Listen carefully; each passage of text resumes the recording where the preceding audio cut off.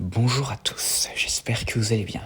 Aujourd'hui, je vais vous parler de mon avis sur le dernier épisode de la première saison de Monarch Legacy of Monsters. Et donc, comme d'habitude, spoiler, et entamons cet ultime chapitre de cette saison.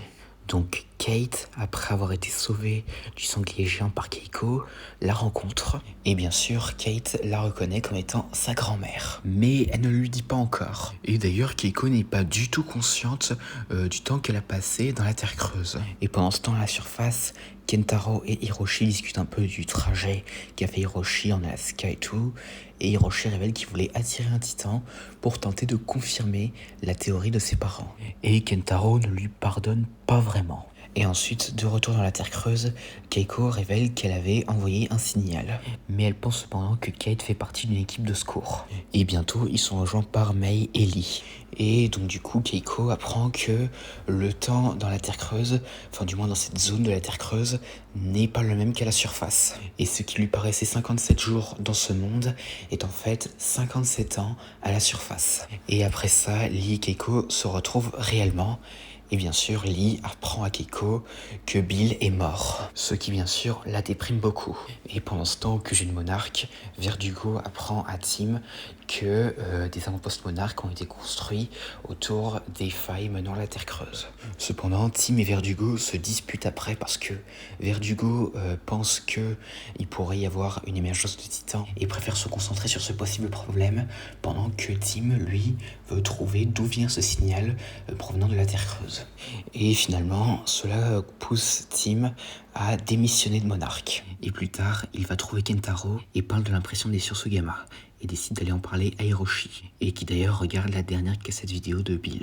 Et quand Tim vient lui montrer les sursauts gamma, Hiroshi lui dit qu'il est possible que Kate soit finalement bien vivante. Et en sachant que Monarch ne va a priori pas les aider, il décide de se tourner vers quelqu'un d'autre. Et pendant ce temps, Lee, Kate, Mei et Keiko arrivent à son camp et lui révèlent qu'elle avait la balise de 1962, qui donc est celle qui imite les sursauts gamma pour attirer un titan. Et Lee, en l'examinant, décide de l'utiliser pour attirer un titan et faire en sorte de retourner à la surface. Et finalement, il trouve la fameuse capsule de Lee qu'il avait utilisée pour aller dans la Terre creuse avant de se faire attaquer par le dragon ion. Et alors qu'il connecte la balise, Keiko dit qu'elle veut rester parce que, vu que Bill est mort et que Hiroshi maintenant plus âgé qu'elle, elle ne veut pas gâcher sa vie en réapparaissant comme ça, en étant exactement la même qu'elle l'était avant de disparaître. Mais finalement, Kate réussit à la convaincre. Mais finalement, alors qu'ils mettent en place leur plan, le dragon ion qui était pas loin est attiré et les attaque. Et pendant qu'il a son attaque, l'une des connexions se détache et le dragon ion bat en retraite. Donc du coup, Lee ressort pour remettre la connexion, mais finalement le dragon ion se concentre vers lui, mais finalement il découvre qu'un autre titan, cette fois-ci venant de la surface, a également été attiré par le signal. Et cela n'est autre que Godzilla. Et le dragon ion, en voyant Godzilla, commence à l'attaquer. Et malgré la résistance de Godzilla, le dragon ion le met quand même assez à mal. Mais finalement, Godzilla riposte avec son souffle atomique, lui arrache une aile et le jette à travers le vortex. Et alors que Godzilla retourne dans le vortex, la capsule est ainsi emportée. La capsule contenant nos héros est également emportée et Lee n'est pas encore dedans. Et donc du coup, Lee, il saute, mais cependant, en voyant qu'il est trop lourd et qu'il n'arrivera sûrement pas à rentrer dedans, il décide donc de lâcher et donc laisser derrière, pendant que Godzilla, Mei, Keiko et Kate passent à travers le vortex et retournent à la surface. Et en arrivant à la surface, ils sont accueillis par des personnes étranges et finalement ils retrouvent Kentaro, Tim et Hiroshi qui revoit sa mère après une 50aine d'années de séparation. Et finalement, il est révélé que Kentaro et Hiroshi ont demandé de l'aide à Brenda et il est révélé que le temps que Keiko, Mei, Lee et Kate ont passé dans la Terre creuse est en fait équivaut à 2 ans à la surface, ce qui signifie qu'ils sont en 2017. Mais finalement, une alarme se déclenche et finalement, on nous révèle que l'endroit où ils sont est une base de recherche d'Apex sur Skull Island et vu qu'on est sur son île, nous apercevons Kong rugissant vers la base. Et c'est la fin de cette saison. Alors qu'est-ce que j'en ai pensé de ce dernier épisode de cette saison ? Alors franchement, c'était excellent. Alors déjà, les moments entre Lee et Keiko sont vraiment très émouvants. Et en vrai, on peut comprendre l'état de Keiko. Et donc, alors aussi le combat entre Godzilla et le Dragon Lion. Alors là, franchement, c'était assez violent et assez rapide, hein. Déjà parce que on peut voir Godzilla qui arrache les pointes de la queue du Dragon Lion, le Dragon Lion qui crache un espèce de liquide vert dans les yeux de Godzilla, Godzilla qui lui arrache une aile et qui le lance avec une rapidité et une force brute, mais juste de malade à travers le portail. Non mais là franchement, oh là là.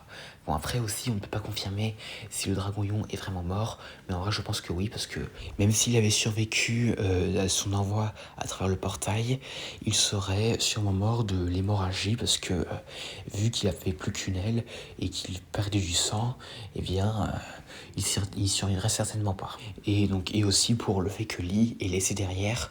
Alors à mon avis c'est sûrement pour au cas où ils veulent le réutiliser plus tard, parce qu'en vrai je ne pense pas que Lee est vraiment mort, parce que il a quand même déjà survécu, donc voilà. Et finalement, quant à la scène finale, alors en vrai je suis très étonné de voir que Apex avait une base sur Skull Island, étonnant qu'on n'en ait jamais entendu parler, mais on aura sûrement la réponse dans la prochaine saison, étant donné le cliffhanger qu'ils nous font à la fin avec Kong, qui est là sûrement pour nous rappeler qu'on est sur son île. Mais bon, étant donné qu'on est dans une série sur Godzilla et que Kong a déjà droit à sa série à lui, je ne pense pas qu'il sera très important. Mais en revanche, quand on le voit rugir face à la base d'Apex, on dirait qu'il a l'intention de les chasser de chez lui. Et donc, à voir comment ça va se passer. Mais en revanche, en voyant cette scène, je pense qu'on va avoir un côté un peu plus sombre de Kong. Et aussi, étant donné que nous sommes sur Skull Island, ils sont à l'endroit où Bill Randa est mort. Donc du coup, peut-être qu'ils vont apprendre des choses concernant cette disparition et autres. Tout en préparant d'un côté ce qui va mettre en place les événements de Godzilla 2, de Godzilla vs Kong et de Godzilla X Kong le Nouvel Empire. Et donc si je devais donner ma note sur ce dernier épisode de cette saison, ce serait au moins 10 sur 10, hein, largement. Et aussi, en vrai, en termes général, je dirais que cette première saison est assez bien réussie. Et donc du coup, même si bon, il y avait quand même quelques petites imperfections, déjà parce que on me disait qu'il y aurait un cajou de lato dans cette série, mais au final, on n'a rien eu du tout. Alors soit c'est une idée qui n'a pas pu se concrétiser, soit c'est quelque chose pour la saison 2. Et donc du coup, et aussi bon, il y a certaines créatures qui je trouve auraient pu être mieux utilisées, notamment le sanglier qui je trouve aurait pu être mieux utilisé, genre qui aurait pu apparaître comme poursuivant des héros dans le dernier épisode avant la confrontation avec le Dragon Lion. Et donc voilà.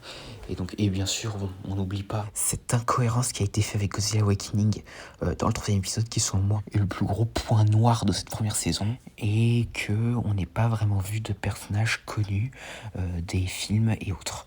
Mais en vrai, ce n'est pas très important, et je pense que ça peut facilement se régler en faisant apparaître comme le docteur Serizawa ou les Russell dans la saison 2.